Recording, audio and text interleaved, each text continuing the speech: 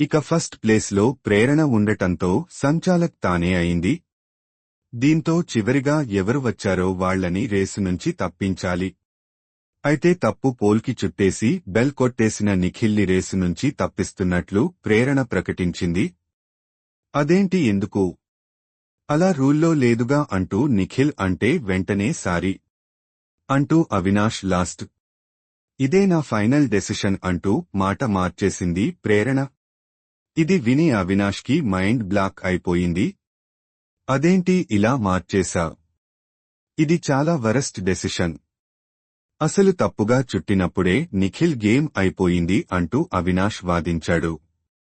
దీనికి అది మిస్టేక్ కాదు, మిస్ అండర్స్టాండింగ్ అంటూ ప్రేరణ కవర్ చేసింది. ఇంతలో బిగ్ బాస్ దూరి అవినాష్ మీరు అవుట్ అంటూ చెప్పాడు.